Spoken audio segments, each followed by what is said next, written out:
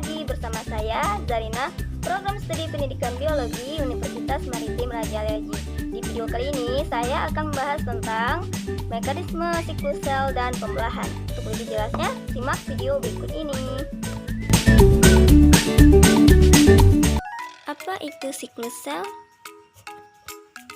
Siklus sel merupakan serangkaian kejadian dengan urutan tertentu berupa duplikasi kromosom sel dan organel di dalamnya yang mengarah ke pembelahan sel. Siklus sel adalah sebuah pergerakan dari satu pembelahan ke pembelahan berikutnya, dan di dalam proses tersebut adanya periode di antara pembelahan sel yang berurutan. Siklus sel terdiri dari 4 fase. Yang pertama, fase G1, fase S, fase G2, dan fase M. Yang pertama ada fase G1. Fase G1 adalah fase dengan lama waktu yang bervariasi, tergantung pada tipe selnya. Tetapi kebanyakan dari fase ini memiliki waktu yang lebih lama dibanding dengan fase lainnya. Dalam fase ini, ukuran sel bertambah besar akibat dari pertumbuhan sel.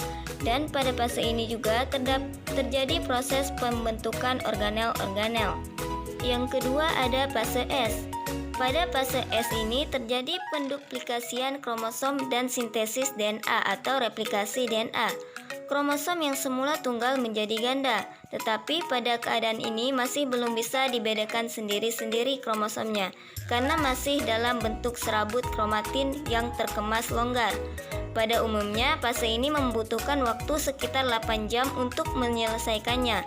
Kemudian hasil dari replikasi kromosom yang telah utuh segera dipilah bersama dengan 2 nukleid, masing-masing yang berguna untuk proses mitosis pada fase M. Yang ketiga ada fase G2.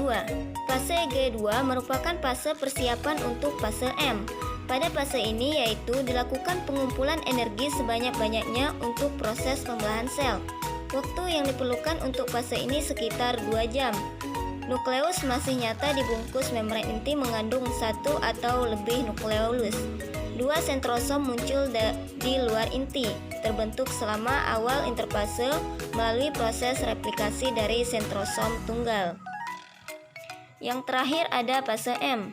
Fase ini berlangsung sekitar 1 jam dan merupakan tahap terjadinya pembelahan sel. Untuk fase M dibagi menjadi 2 bagian tahap, yaitu mitosis dan sitokinesis. Selanjutnya ada pengendalian siklus sel. Terkait dengan siklus sel itu sendiri, terdapat faktor dalam yang mengatur siklus sel, yaitu protein sidika dan cyclin. Di samping merupakan 2 komponen penting dari pengatur siklus sel. Aktivitas dari protein kinase meningkat dan turun seketika pada saat sel siap untuk masuk siklus. Perubahan siklus dalam aktivitas sidika dikontrol oleh susunan kompleks dari enzim dan protein lain yang mengatur kinase, hingga protein paling penting yang disebut cyclins. Ada 4 kelas cyclins. Yang pertama G1 atau S-cyclins, yaitu mengaktifasi sidika S dalam akhir G1, pemicu masuknya siklus sel. Yang kedua S-cyclins, yaitu menstimulasi duplikasi kromosom. Yang ketiga M-cyclins, yaitu mengaktifasi sidika S yang menstimulasi masuknya ke dalam mitosis pada checkpoint G2 atau M. Yang keempat G1 cyclins, yaitu membantu mengatur aktivitas dari G1 atau S-cyclins.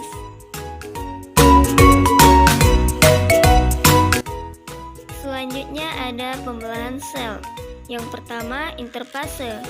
Interfase merupakan sebuah jeda panjang antara satu mitosis dengan yang lain. Jeda tersebut termasuk fase G1, S, G2. Fase interfase disebut juga fase istirahat karena tidak menampakkan tanda-tanda pembelahan. Pada fase ini terjadi peristiwa pertumbuhan dan pengumpulan energi yang besar untuk persiapan pembelahan sel. Proses interfase memerlukan waktu yang paling lama. Interfase dapat dibedakan menjadi 3, antara lain A. Fase pertumbuhan primer, B. Fase sintesis. Pada fase ini terjadi sintesa DNA dan organel sel. Dan C. fase pertumbuhan sekunder.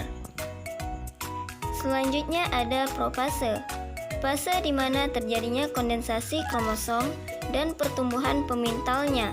Pada saat ini, kromosom terlihat di dalam sitoplasma. Pada periode profase terjadi perubahan pada nukleus dan sitoplasma. Pada nukleolus menghilang, serabut-serabut kromatin menjadi lebih menggulung rapat dan melipat sehingga kian pendek dan tebal, berubah menjadi kromosom yang besar dan tampak jelas. Kemudian ada prometafase. Pada fase ini, sampul inti sel terlarut dan kromosom yang mengandung dua kromatid mulai bermigrasi menuju bidang ekuatorial atau piringan metafase. Menjelang metafase, beberapa ujung mikrotubul gelendong mitotik menempel pada setiap kinetokor yang berada di dekatnya. Kromosom menempel pada benang spindle pada tahap prometafase. Prometafase dimulai setelah pembongkaran membran nukleus yang pecah menjadi vesikula membran kecil. Berikut adalah 3 tipe mikrotubul benang spindle. Yang pertama aster mikrotubul, kinetokor mikrotubul, dan interpolar mikrotubul. Selanjutnya metafase. Kondensasi kromosom pada bidang ekuatorial mencapai titik puncaknya. Pada metafase, mikrotubul kinetokor memegang peranan penting yaitu mengatur letak dan arah kromosom terhadap sumbu gelendong mitotik dan mengatur dan menggerakkan kromosom ke bidang ekuatorial. Sentrosom berada pada kedua kutub sel yang berlawanan. Selanjutnya ada anafase.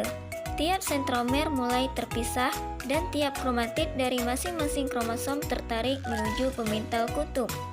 Pada anafase terjadi pemisahan kromatida kromosom.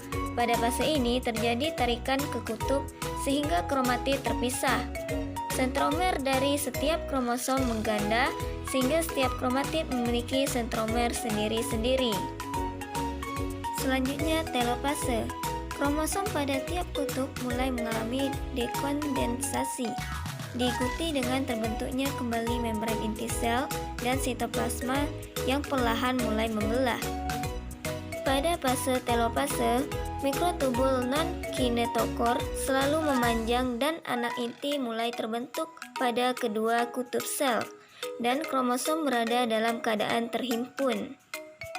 Terakhir adalah sitokinesis. Pembelahan sitoplasma selesai setelah terjadi oleh interaksi antara pemintal mitotik, sitoskeleton, aktomiosin, dan pusisel, dan menghasilkan dua sel anak yang identik.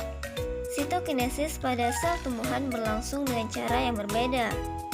Sitoplasma dibagi dua oleh pembentukan dinding sel baru di dalam sel induk. Sekat sel mulai terbentuk di bidang antara dua nukleus anakan. Sekat sel berhubungan dengan sisa mikrotubul kutub gelendong mitotik yang membentuk suatu struktur yang disebut pragmoplas. Selanjutnya ada pertumbuhan sel. Pertumbuhan dapat didefinisikan sebagai peningkatan komponen-komponen seluler.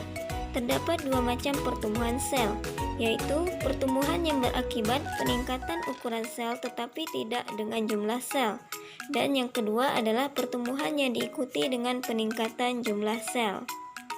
Selanjutnya diferensiasi sel. Diferensiasi sel adalah proses ketika sel kurang khusus menjadi jenis sel yang lebih khusus. Diferensiasi terjadi beberapa kali selama perkembangan organisme multiseluler. Ketika organisme berubah dari zigot sederhana menjadi suatu sistem jaringan dan jenis sel yang rumit.